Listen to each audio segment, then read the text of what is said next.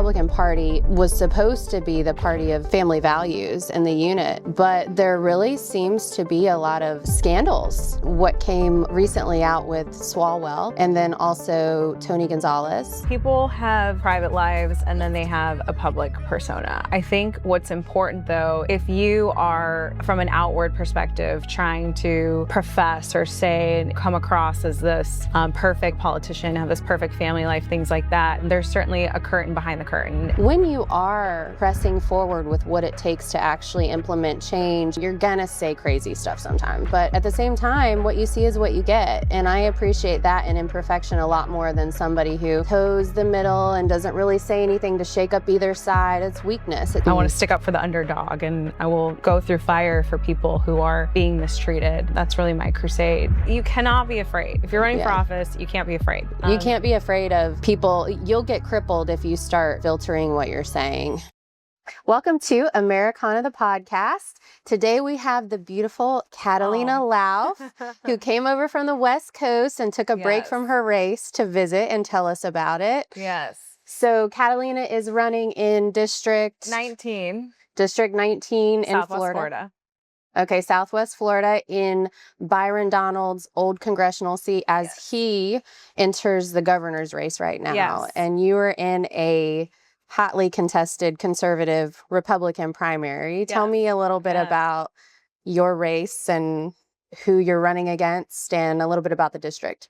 Yeah, so running in Florida's 19th district. So that's Southwest Florida, Fort Myers, Naples, Bonita Springs, and all up the coast, Gulf of America coast.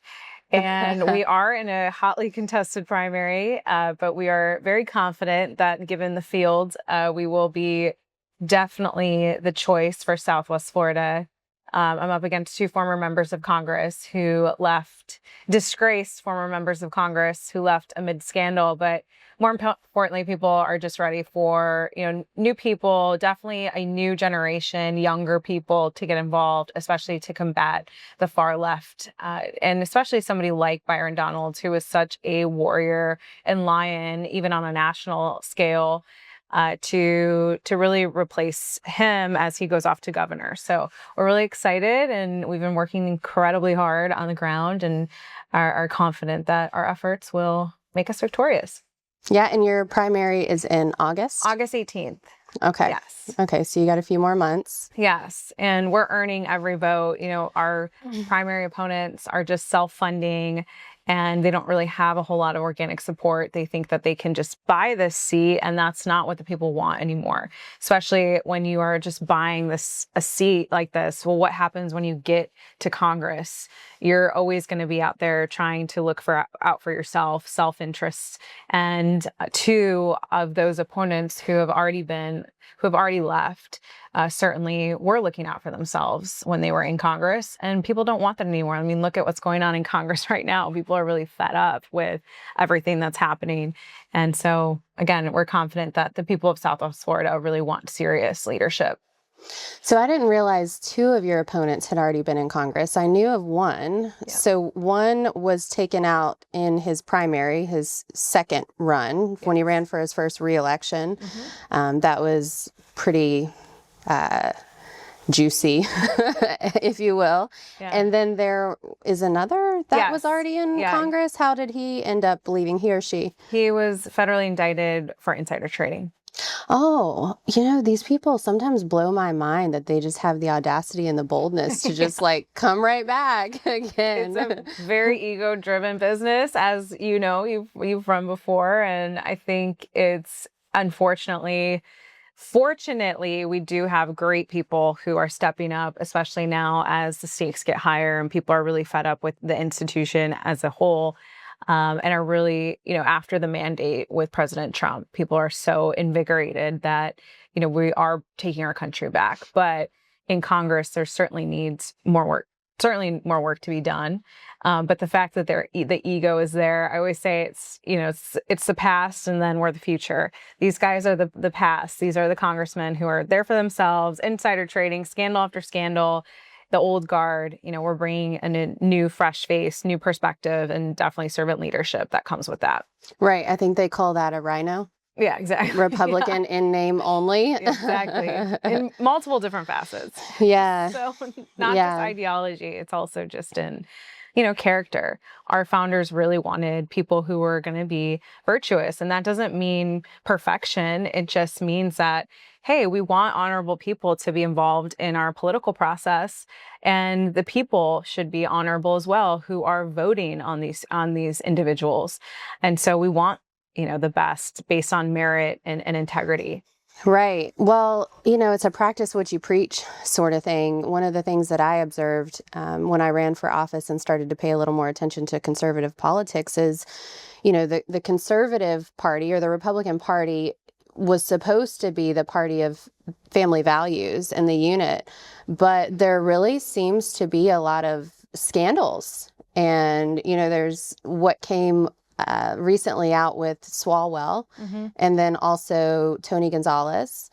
And you tweeted something interesting the other day about one of your opponents.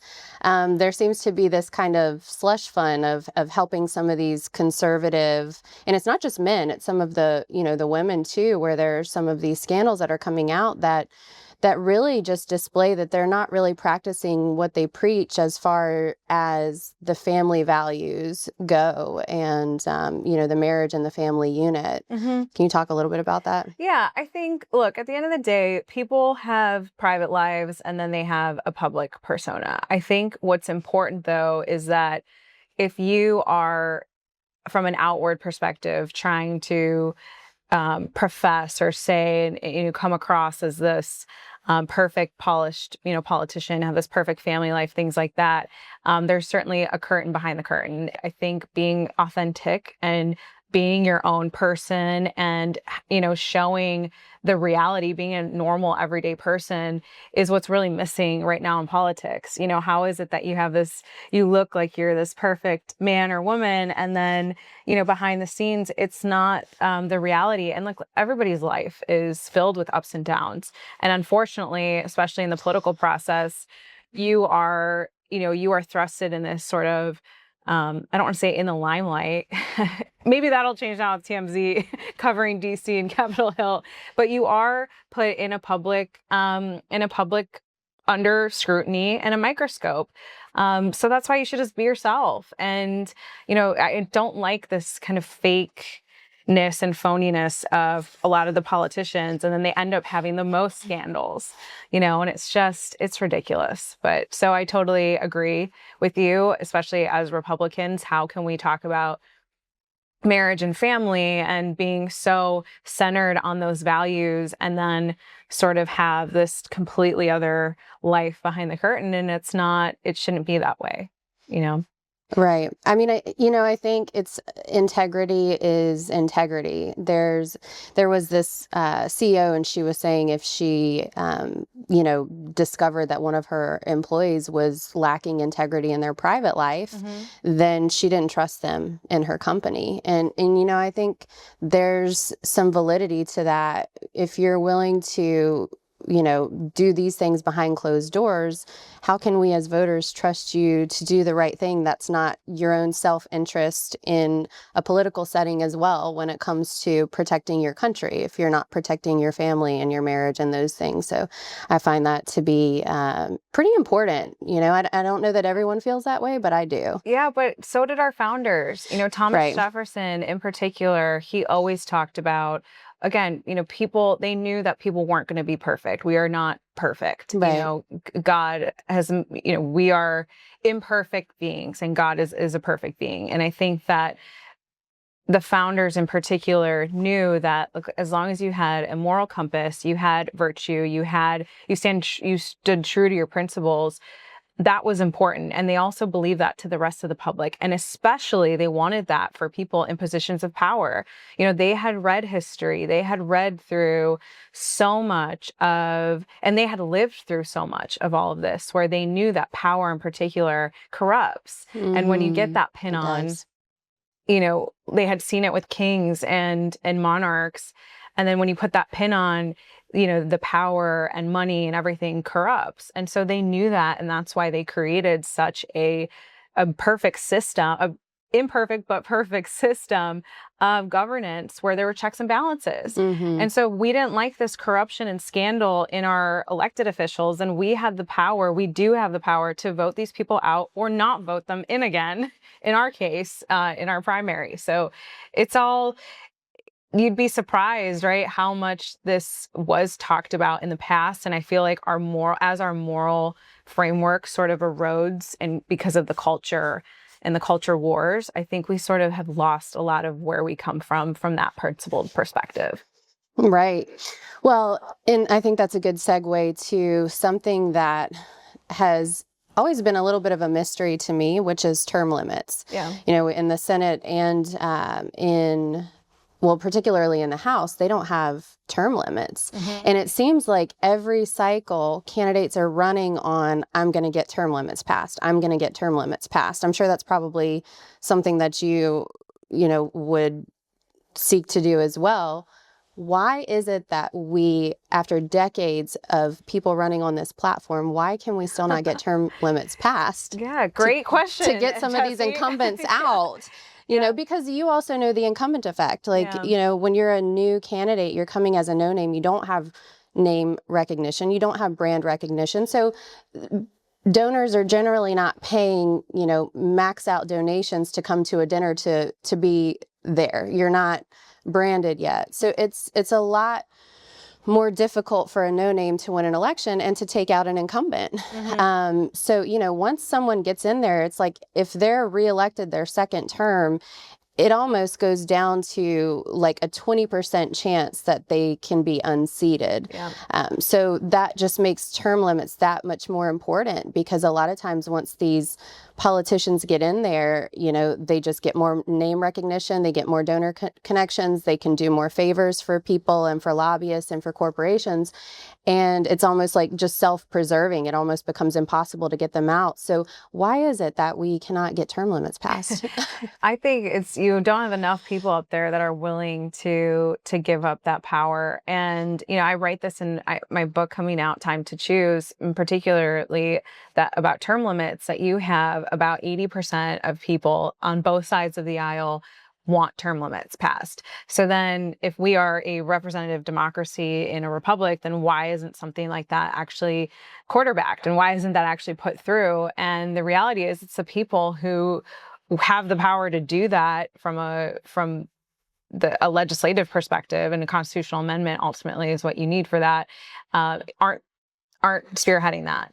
And so we can sign the term limit pledge as much as we want as candidates and as future representatives, but until you have a nationwide reform on that front, even culturally, then I don't see change on that, unfortunately. And there was a few people actually during the founding time that really wanted to push for term limits. And so for the presidency, George Washington was the first person to say, obviously because he was the first president, he said, look, I'm only going to stay here for 2 terms because I'm not a king. And then Thomas Jefferson ended up doing it as well. And then, you know, FDR kind of came in and he did, you know, 3 terms and wanted to go for a 4th. And so that was all based on principle and honor. Our founders didn't want to just be legislating their whole lives. They had part-time jobs. They were supposed to be there for part-time. They had real jobs. They had real families back home. They didn't see it as a career. And so now you have these people who see it as a career because they probably can't use any skills in the private sector. And they're just as bad as government bureaucrats at that point. So I hope in our lifetime we see it pass, but I'm not so optimistic on that. But know that I'll always sign every pledge and I'll certainly fight for it. And hopefully that we get enough people up there that can fight for it too.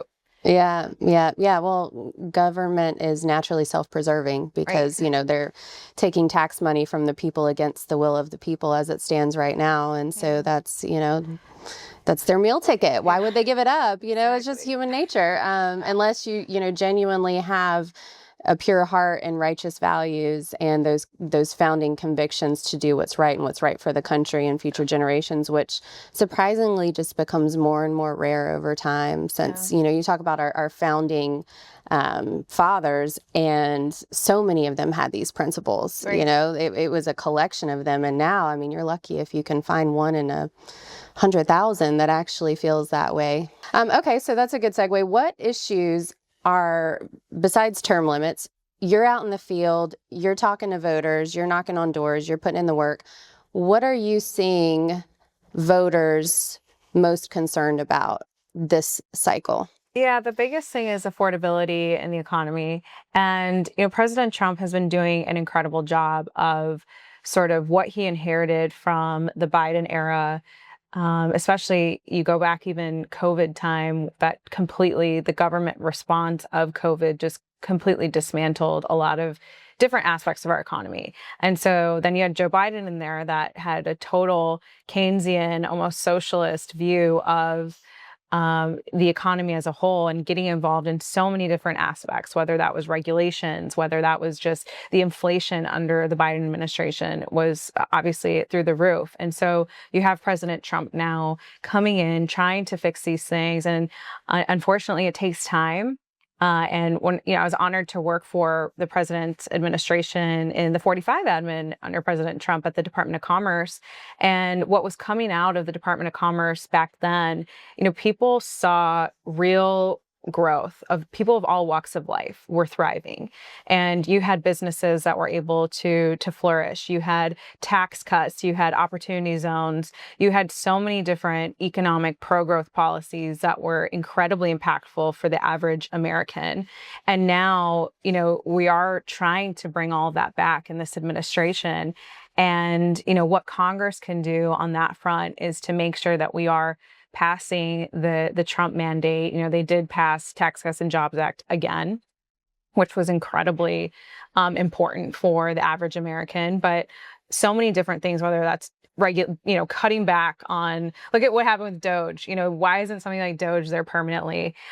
Look at all of our taxpayer money that's being spent on ridiculous projects, ridiculous things that you can't even fathom. But this has been going on for decades. Mm-hmm. And so all of this stuff takes a lot of time. But to bring it back to the district in particular, we have, the very wealthy area part of, Naples and things like that. But then you have everyday Americans and middle class and, working Americans all across the district. But my concern is from a long-term perspective, how are we making sure that we have economic anchors in our district? So one of the largest employers is Lee Healthcare. And so what are we doing to make sure that we have a workforce, 10 years down the line to employ in the healthcare industry? What are we doing from a manufacturing perspective? What are we doing from all different industries? How are we bringing them, companies and corporations, to the district so that long term people want to live there? And so that's really one of my big passions, is making sure that we have, again, a pro-growth economic environment for people to want to live there, especially young families. We can't just rely on the people that want to live and, come from New York and buy, full cash offers and they're the snowbirds. We want to make sure that we have young families that want to move to our district too, and that they can afford to live there. Right. Well, what I'm hearing you say is that the IRS is unconstitutional. Yeah. Yeah. We can dismantle that too eventually. Yeah. Do you agree or disagree? Yeah, I do. I cannot stomach that, especially after everything that we've seen with the Somalian daycare fraud and just every, whether that's gay Elmo in Afghanistan, all these different things that people are like, hard-earned, our money being spent on just disgusting, ridiculous initiatives. It's so difficult to stomach. And then here the tax man comes along, hey, you owe whatever your big tax bill is, and knowing that that's going to that and like congressional slush funds to silence victims and things, it's just at some point, like, something's got to give. And so it's very frustrating. Don't even get me started on all of that, but it's definitely a pervasive problem that we get taxed over the top. Luckily here in Florida, we don't have income taxes, But we got property Yeah, taxes. we do. We do, that pay for the public schools that are trying to indoctrinate our children here in Palm Beach County, Broward County, you know, so there's a lot of work to be done there. I mean, I always say that 97% of the country's problems could be solved by eliminating the IRS because it's an unelected, unconstitutional bureaucracy. I was just having a conversation with someone earlier and explaining that, you know, the IRS isn't entitled to what they say they're entitled to. You know, if there's a dispute between a taxpayer and the IRS, both go before a judge and, you know, and plead their case according to the law, which would, you know, include the tax code and then also its constitutionality. Yeah. In my opinion, there was a Supreme Court justice who gave an opinion and he said, time and time again, the courts have ruled that a man has no obligation to arrange his finances in a way that benefits the Treasury, which is basically, you know, an interpretation of our law that says we're not required to arrange our finances in a way that pays the most taxes possible. So yeah, I think that, you know, we were talking earlier about how, you know, government is naturally self-preserving. So it's just going to continue to get out of control because it's a flawed system to begin with that is set up for corruption, self-preservation, inefficiency. And that's not what America was founded on. You know, we're a capitalist society. We were the test and it was successful.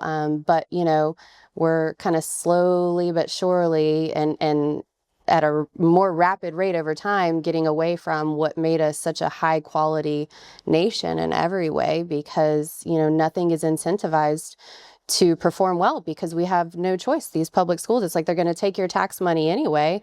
And then, you know, the government is going to have these, you know, tenured teachers and school boards that are going to do whatever they want, and they're not held to any standard or accountability whatsoever because the tax money's coming in whether you like it or not. Right. So yeah, and you don't know where a lot of this stuff is going. And look, there's a swamp everywhere. There's a swamp in Washington, and there's certainly a swamp in every single county and community.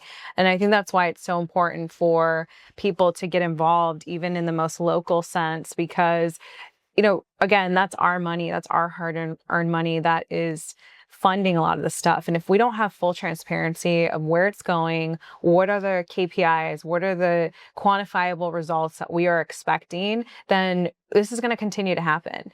And I do blame a lot of this stuff during the FDR administration. And I do also talk about that in my book, is that a lot of this stuff happened from different administrations. And then as one policy gets, or one agency or one department or one initiative gets, you know, put in place, it just spirals out of control. And a lot of this is just pure Keynesian economics when we should have been a lot more capitalist, Hayek, from an economic perspective. And that's not where we are today, unfortunately, but we can bring it back. It's just going to take a lot of time. It's tough. No, I like that you brought that up because, you know, sometimes people will say, well, you take such a hard line on such simple issues. You know, even during the mask situation, there were Republicans that were telling me when I was very vocal against the masks, I'm like, this is unconstitutional. And the second you give them an inch, that's the beginning of it progressing. You know, evil doesn't just show up and be like, hey, I'm evil. I'm here to take over your rights in your country and shut down all your businesses. Otherwise, you know, people wouldn't comply if it came. It has to slip in gradually. So the boundaries have to be very understandable, very firm, and we can't compromise on that whatsoever because, like the IRS, like you said, back FDR, there were compromises that were made that conflicted with our constitutional principles. And once that boundary was crossed, then it's just been a gradual progression from there. So like you said, it's a lot more difficult to get back and undo what was originally compromised, and we can't compromise anymore. We have to dig our heels in the ground, and now we have to be that much more convicted and intense about, you know, returning to our principles and non-compromising in order to get back there than we would have had to be at this point had we not compromised initially. Yeah. 100%. And that's in every aspect of life. You know, you bring up COVID and just think about the gross infringement on our Constitution and our individual liberties. And if it doesn't happen from an economic perspective, it happens, or it is happening from an economic perspective. It also happens from a cultural and political freedom perspective. And they are one and the same. And unless, to your point, we push back and draw those boundaries, we're going to continue to see our rights completely trampled all over. Yeah, definitely. So going back to you a little bit. So this is your third time running for office. Yeah.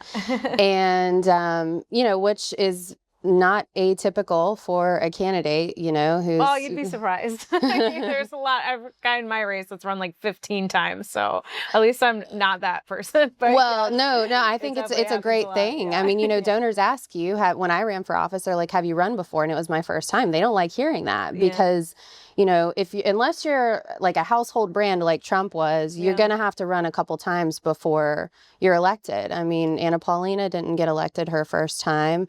And then, we could go through the list, but it's not easy to run for office. And, I know that you have a really great chance of taking that seat. I mean, it's a hard R seat.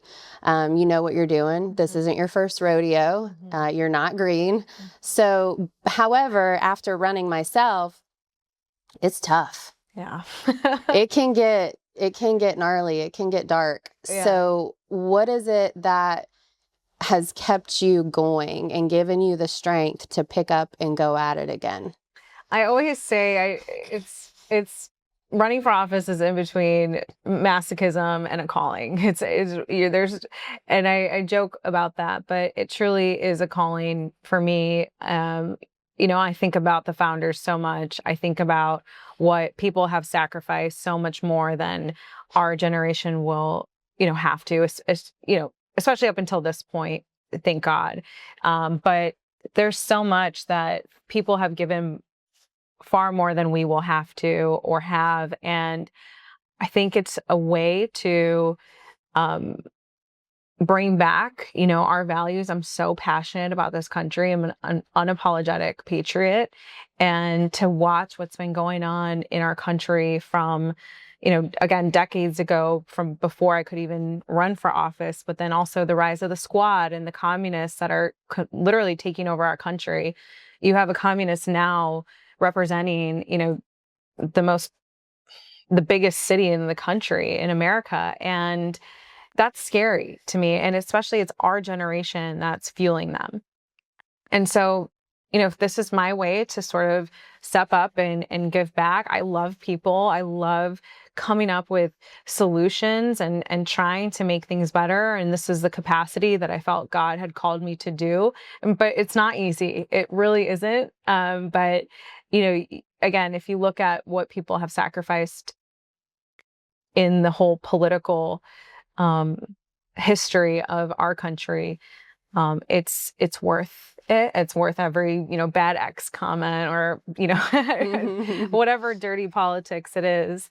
But at least we can't get beheaded like Henry VIII's time. But you never know. I mean, not if people like Mom Dami keep getting elected. That's true. Yeah, eventually, it gets to that dark. And unfortunately, I will say also, and to be completely serious about this, in this environment especially, it's really difficult. I mean, look at what happened with Charlie Kirk. And we see the rise of the threats. Look at what happened with Charlie Kirk. You see the rise of threats, especially when it comes to politics and political figures. And so it's definitely a dark development. And this was, politics has always been a dirty business, that quest for parties getting into power and things like that. It's always been tough, but now you're seeing such a dark side of it. And, my husband is in the security space, and we talk about all the time just the rise of threats, whether it's with, CEOs to public figures to people, there are crazy people out there, and especially now in politics. And it shouldn't be that way. People shouldn't be running for office or in politics or in any sort of having a platform where they're speaking their opinions where, they have to fear for their lives. I mean, that's just ridiculous. So it's definitely a different environment. I know you've experienced such a hard, when you ran for office, how, horrible the attacks and the lies and the rumors and everything can be. But when you get beyond that, when your life is threatened, I mean, that's just, it's crazy, so make sure you're concealed carry and all that. Maybe not in this state, but don't mess with her husband. He's like top notch, Navy SEAL level. Yeah, he's definitely my greatest protector, and it's but it's important to be mindful of so many of the threats now that come to even having a platform in any regard.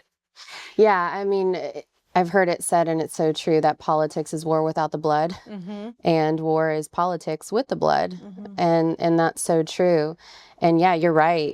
Some of the things that you hear people say, I don't think Charlie was ever scared for his life. I think people that are really that committed to serving God, that's not something that scares them. Yeah, it was never something that scared me either. Some of the emails that I would get, the more violent and hostile they were, the more I was like, wow, like this person really needs help. You know what I mean? I think I had one where they said I needed to be stood up against a wall and hit with a firing squad. Another one saying they hoped my son got a concussion. And, that stuff was just kind of like, that those people are that crazy. But then you have the ones that are like, oh, your hair is frizzy, or exactly, that kind of stuff. And then you're like, like, is my hair frizzy?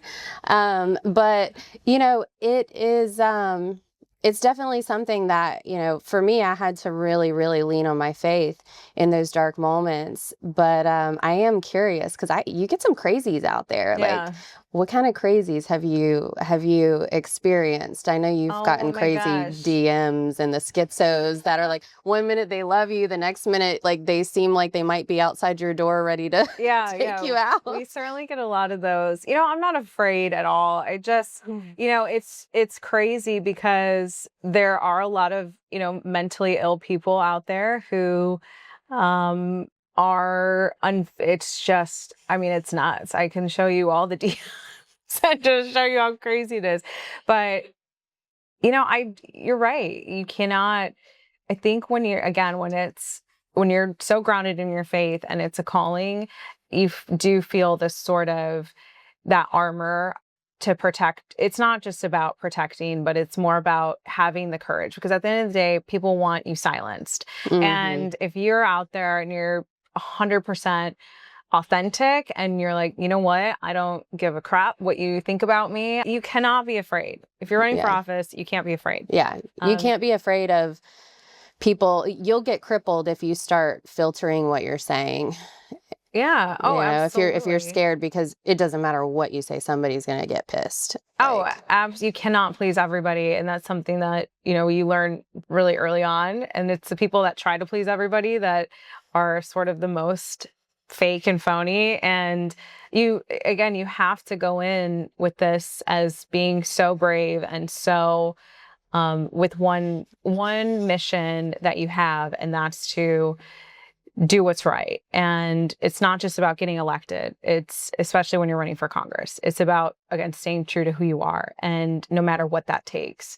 And so, I actually, all the negative stuff really fuels me. And maybe that's where I'm the masochist, is like every bad comment, I'm just like, I get up and I just, totally just go charge forward. So I kind of like that. Yeah. Like, it gives you thick skin, and you are, such an interesting case study, because you're right. You do love people, and that comes out as someone who knows you personally and watches you in the district. That is very genuine, but you also have pretty thick skin at the same time. So keep it up. Thank you. I wasn't always like that. And I think you grow with that. You grow in terms of confidence, and you just realize that the outside noise doesn't matter. And, again, it fuels the fire. And maybe it's like the younger sibling in me that's just constantly, that's like from childhood, that you just learn to defend yourself, or just you get up and especially now I see it when people are like bullies and are horrible to people in politics, or even in other aspects of life. I really hate bullies, and the left are bullies.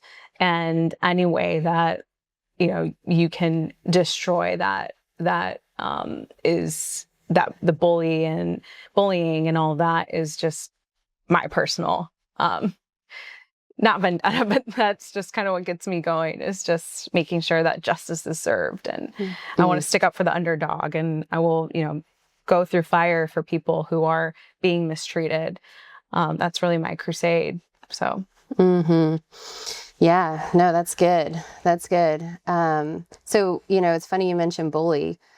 A lot of people say a lot of people on the left say that that's what they don't like about Trump. What do you say to that?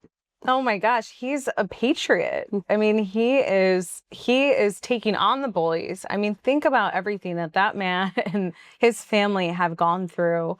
They have lived through the most horrific parts of politics, down to, the crazy people trying to even take his life, or have tried to. It's so sick. Prison, everything, raiding homes. I mean, this is just totally I can't even imagine. Like, people cannot forget what happened to President Trump and what his family have been put through, or people who are around him.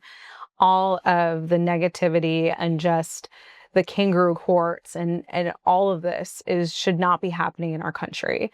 And, he's taking on the bullies. Yeah. Yeah. And it takes a certain level of, you have to meet a bully. You got to pop them in the face. Right. I learned that. I used to be someone that was like, kind of learned to kill them with kindness. And I even tried to do a little bit of that in my race with, someone who directly attacked me. And then you learn the hard way eventually that, you can't be passive.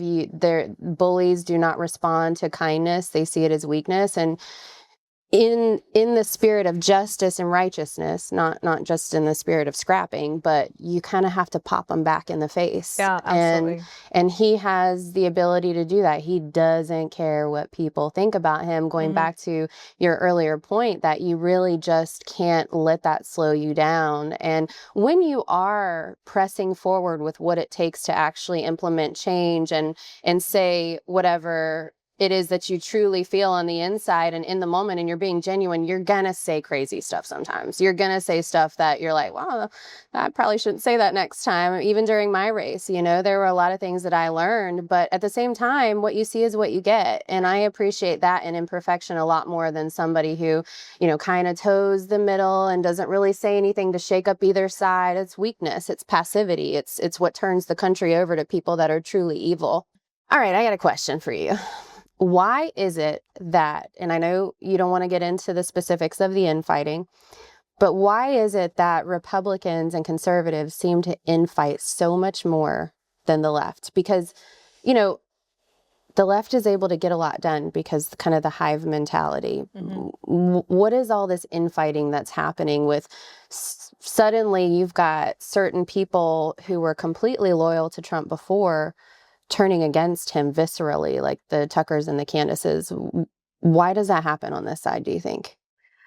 I think it goes back to the whole foundation of Democrats is the collective and this hive mentality. They're very organized, they play to win, and they will pursue power at all costs. And they stick together. And on our side, while we're more individualist thinking, which should be a positive, there should never be a world in any organization or governmental institution where you have one thought or one opinion and it's not challenged. That's what has the philosophy behind individualism and that mentality is good. But what it's not good is when it's so clear that it's dividing our house and it's causing so much chaos, it's distraction, it's noise, and ultimately it is hurting our party. And I don't think that, people can disagree with any political figure, but it's the nastiness that's coming from sort of some of these voices that you start to wonder why they're doing it and what is the actual incentive or motive behind it. I don't know. I don't really don't try to pay attention to any of that. Like, I have my own race to run. I have to deal with the craziness in the campaign and in my own opponents. But at the end of the day, I think getting distracted and getting involved in all the noise is so detrimental.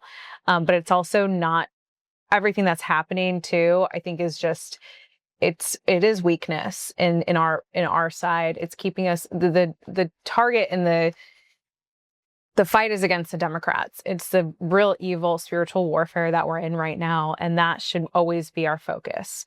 And unfortunately, our side is getting a little distracted from that. Right. Like, I mean, there's a lot of ego. There's a lot of power hunger and social status hunger in the Republican side. And you mentioned the hive mind and how they stay so organized. And it reminds me of Saul Alinsky, Rules for Radicals. Yeah. You know, they just believe the means justify the end. And they just stay focused on what the end goal is. But I think a lot of times Republicans lose, or they win the battle to lose the war. And a lot of times the battle is more about self-elevation and self-preservation.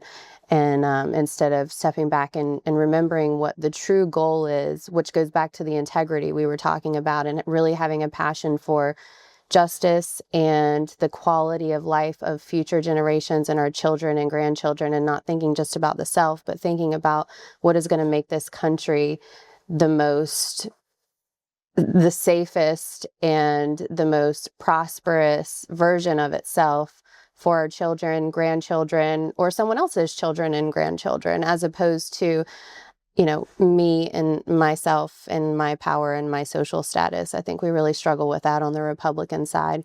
Yeah, I think when it's more productive and there's debate and you can have substantive conversations, I think that is okay. But when it comes down to ego or clicks or, you know, sponsorships or whatever is going to ignite your, you know, following and things like that, I don't find it productive.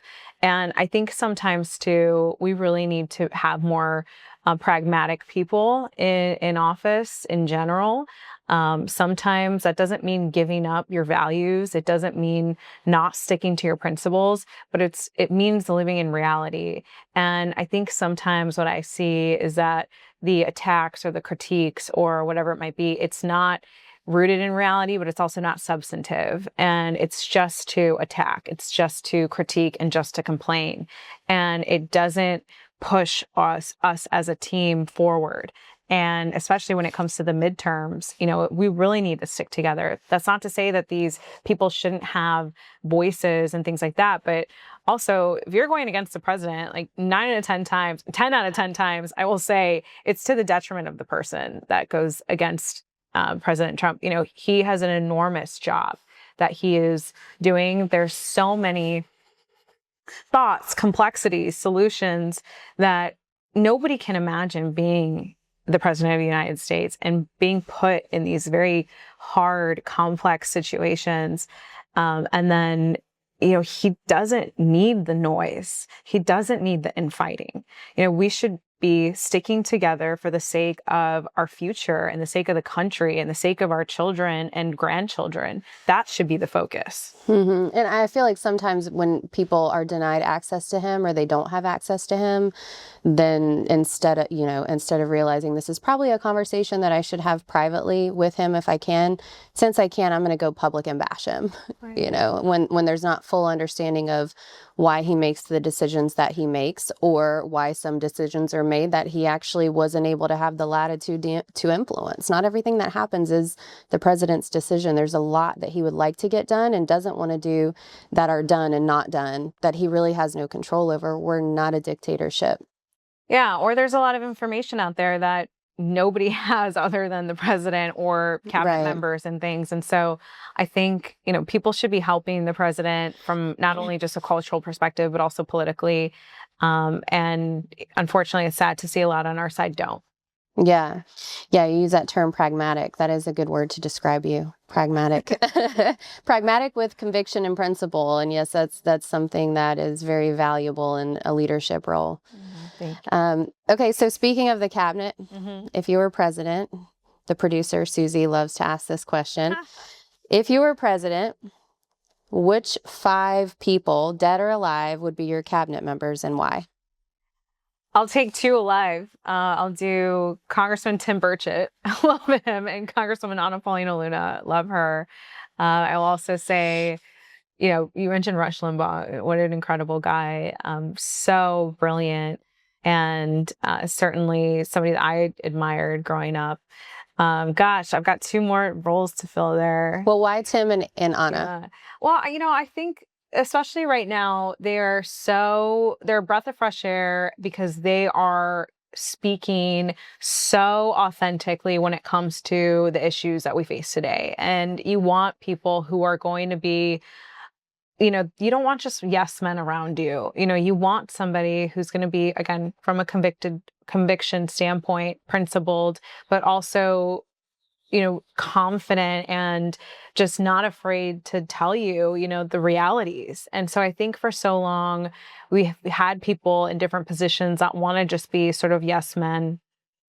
And, they just want to tell you what you want to hear and things like that. And that's just not the reality anymore. You have to have sort of that check of, look, this is the reality of what's going on. Look at the things that they fight for every day. It's not popular in Congress a lot, but it is popular for the people, which is where we should be.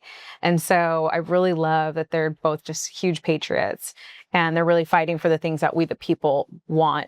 And not just the political class. And so I think also you've got too many people in the political class in some of those positions that aren't understanding the everyday plight of everyday Americans.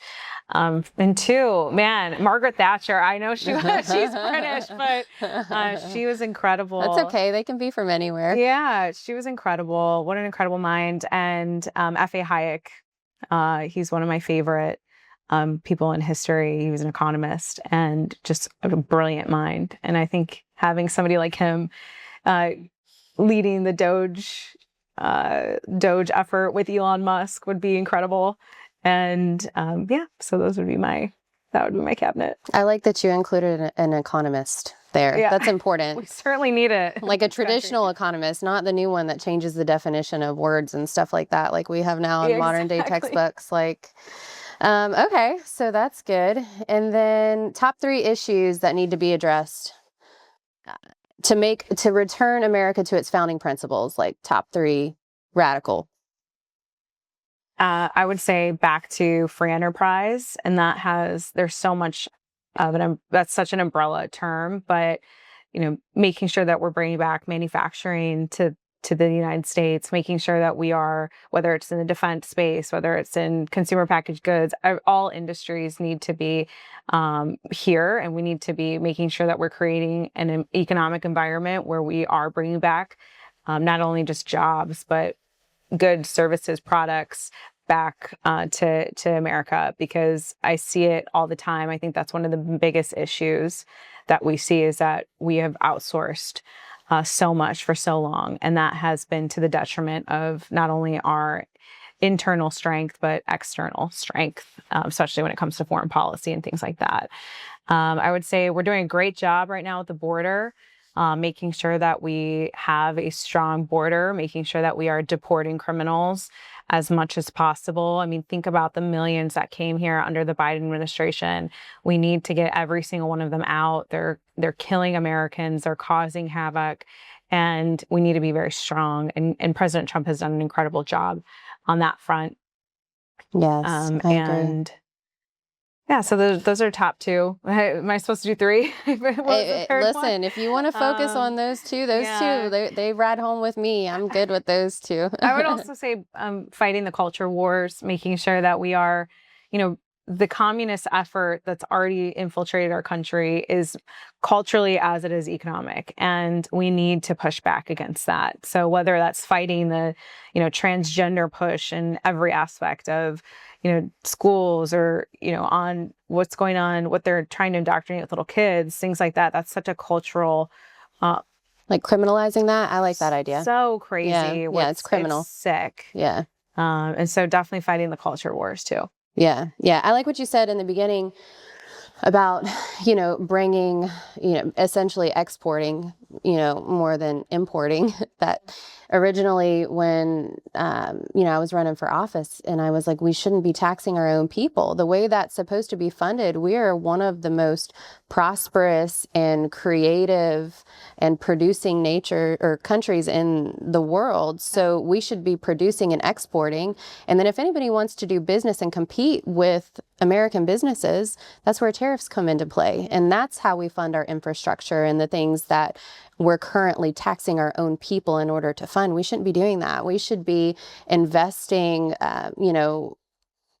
our exports or, our outputs should be invested in a way that generates revenue to take care of our own infrastructure, not crippling our middle class, who's really, those are the ones that are most affected by the tax code, the way it's written right now, and suppressing and oppressing them in order to fund our infrastructure and all the corruption and fraud and waste that we talked about earlier. So I like that.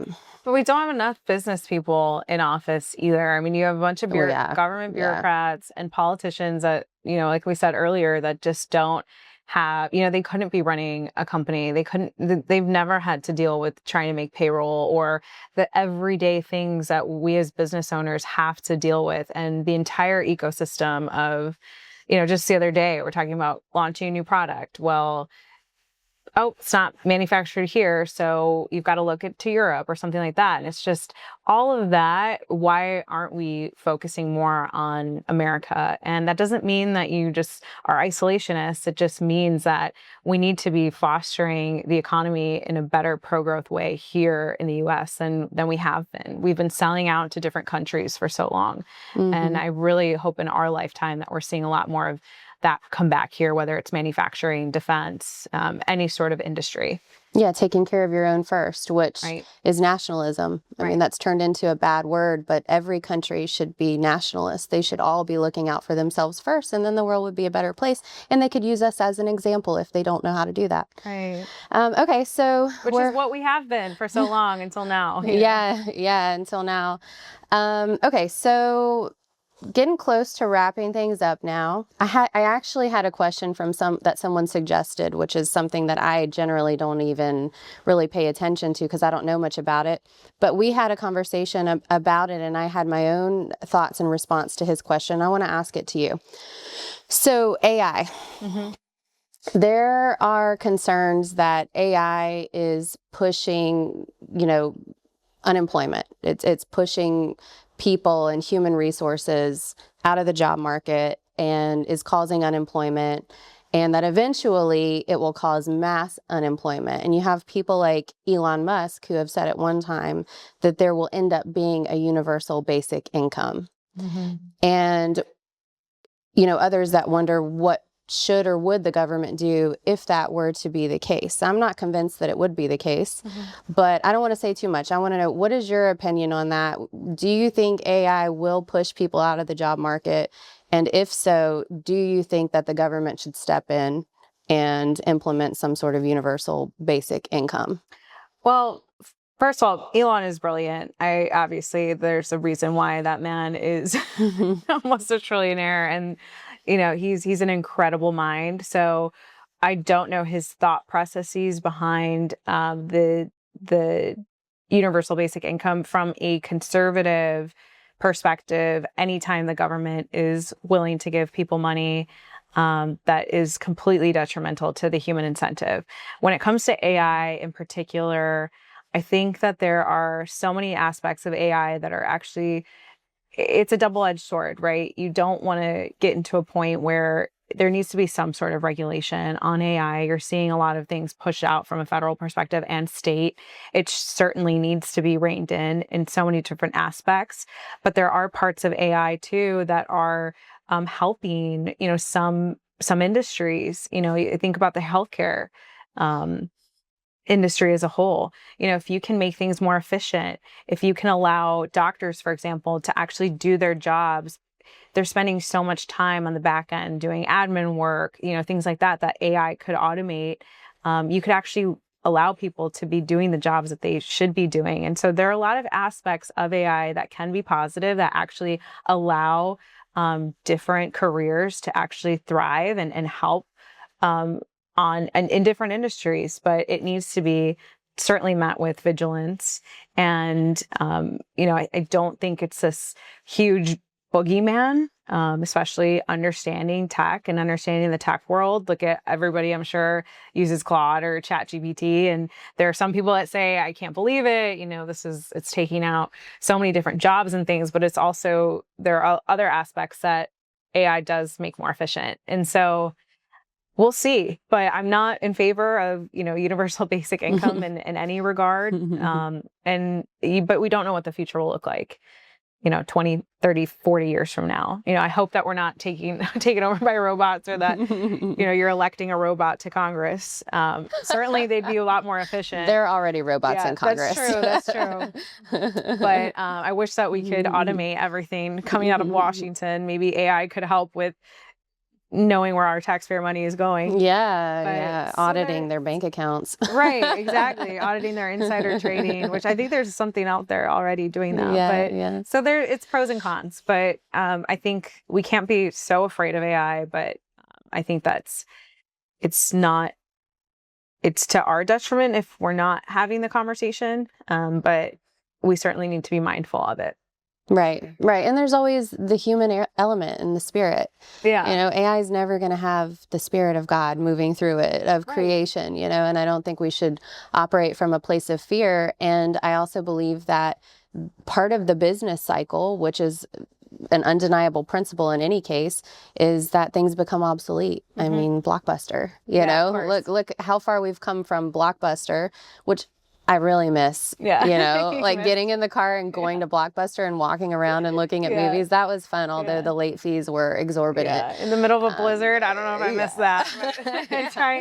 All the late fees, I remember. Our family was notorious for those, but it was bad. It was bad. Or lost fees. It's then you end up paying $50 for it. Yeah, exactly. But so things become obsolete, and you kind of have to roll with the punches. And I believe that's what stretches human capacity and creativity in the human mind, is things become more advanced, and you have to either sink or swim. You have to be able to, if you do a job that AI is able to come in and make your job obsolete, you're going to have to find a way to add value, to grow and lean on God in those situations. I think sometimes God is then taken out of the equation. He's always there, even in a situation like that. He's not trumped by AI. AI isn't God. And also you figure out a way to use AI and to learn it and stretch and be uncomfortable so that you grow. And then that's how society continues to evolve. And to your point, I agree. Universal income is never the answer. That's basically when you give a wild animal food too much, it stops learning how to hunt. I mean, it's just, you're not going to solve any issue there. You're just going to have, more people depressed and in a victim mentality. And then you get more people in the cart sitting than you do have pushing it. So I agree with you on that. Well, I always find that it's the Democrats that are so against AI because they're just always afraid of change. And and I think we as conservatives, we're the party of innovation and technology and forward looking. We have to have, there has to be so much more depth in the conversation around AI. And I don't see that a lot. You have huge tech leaders that talk about it, that are brilliant minds that talk about both the fears and the pros and the cons of AI, but they're having substantive conversations. That has not translated yet in the political world. Maybe it's because you have people in there that have been there for 30, 40 years that don't even understand things like crypto or AI because they have never been forced to understand because they're not in the business world. But we certainly have to have a little bit more of a substantive conversation on AI as it pertains to the political world, because ultimately the politicians will be the ones that are regulating it and things like that. And so if they don't fundamentally understand it or don't care to, then, that's an issue as well. And that was, we found in tech. And we should be the party of innovation. But there also has to be vigilance that comes from that too. Right. Right. Well, this was great. Yeah, thank you. It was Thanks so for fun. coming to Yeah, Boca. thank you. Tell everyone how they can help your campaign, how Yeah. they can donate, how they can follow you on social media, all of that good stuff. You can head to catalinaforcongress.com or Catalina Lauf on all social media platforms. And I'm so grateful for you and your friendship. So thank you for having me on today. Yes, I love you. I love you too. Yeah, and you're going to win. Thank you. And make sure you donate to her campaign because it takes money to get that brand recognition out there, and it's not fun to ask for it. If everybody on here donated $5, we'd be in a great place. But no, thank you for your support. Your investment. $5 is great. Yeah. Exactly. Okay. Thank you.